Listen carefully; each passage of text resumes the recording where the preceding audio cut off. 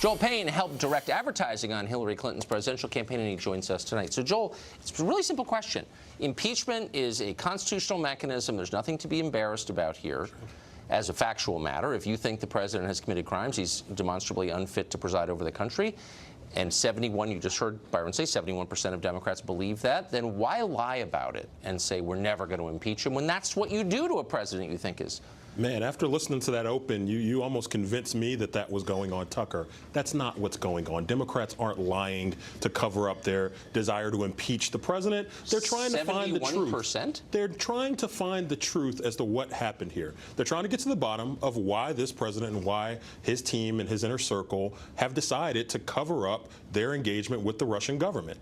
That's what this is about. What engagement with the Russian government? I mean, this is such... Well, we know that... I hate to plow the same ground once more, but... members of the president's inner circle on the campaign have already been either have pleaded guilty or have come up with plea deals. To what exactly? Colluding with Russia? Oh, no, none of them. None of them. Well, Tucker, the investigations... No, look, I'm not defending, nor would I ever defend Paul Manafort's sleazy business dealings, which everyone has known about for 25 years. Campaign. Great. Yeah. But that has nothing to do with colluding with the Russian government. He was working for the Ukrainian government, which is, by the way, a separate government. Hostile to the Russian government. If you are comfortable with your president having a chair of his campaign that had that kind of interaction with that type of person at the head of his campaign, great, go with that. I wouldn't be comfortable having dinner with Paul Manafort, personally. Okay. I'm just saying that. So this is not... we've agreed on something Look, but is this a referendum on the moral character of Paul Manafort? Okay, then I guess he pleads guilty. But this is no. It's a question very specifically about whether or not officials in the Trump campaign colluded with the Russian government to skew the election. There's no evidence of that. There's no suggestion that happened. This whole thing is a crock designed to do what impeachment is designed to do, which is take out a president. I was actually listening to that conversation you had with Byron and with Jonathan, and what's interesting to me is this. You know, the president has not cooperated with this investigation at all. All we hear is tweet, tweet, tweet, tweet, tweet. And I know you wanted to talk about the fact that the poll numbers are coming down on the Mueller investigation. You want to know why? Because this president is running an opposition campaign against Bob Mueller and his entire team for the last 6 months. Yeah, well, you're right. So hey, listen, if I spent 6 months beating you down and saying that Tucker Carlson likes to steal, Bob Mueller. If I said Tucker Carlson likes to steal cars at night after the story every night, I'm sure I could get a number of people to believe that. So the president's posture should be what? Hire an exclusively partisan Democratic staff. Whatever you do to me. Yeah. You can take my campaign chairman and show up with guns drawn at 4:30 in the morning and roust his wife out of bed.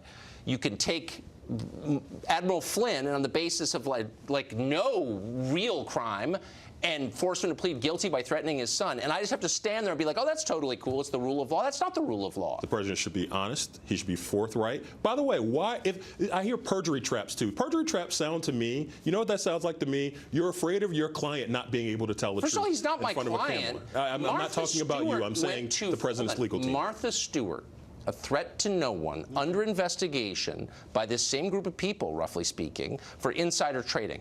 In the end, she went to prison not for insider trading, but because she, quote, lied to a federal agent.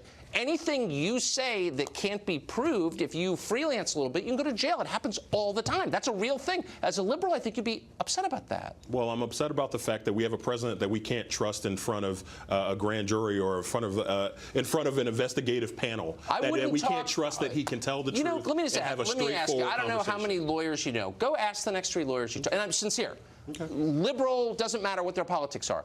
Would you talk to the FBI if you weren't compelled to?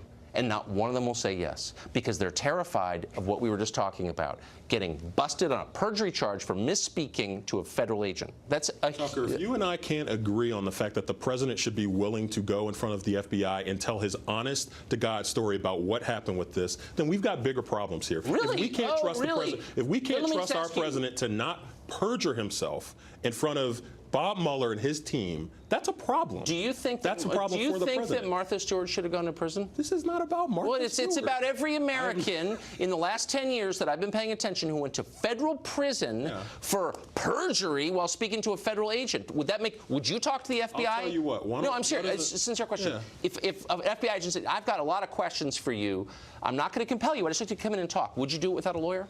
I mean, of course you would do it with a lawyer. Oh, why? Because you just tell the truth. You're fine. Tucker, that's not. You're deflecting from the issue here.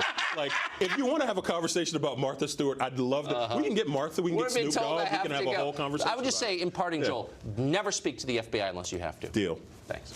Stormy Daniels' saga, meanwhile, proves the president, they say, and his cronies are predatory criminals. Okay, but if there's a crime here, what is the crime exactly, and who's the victim of it? You hear about the story every single day, but no one ever asks that. We're going to next with Mark Stein. Stay tuned.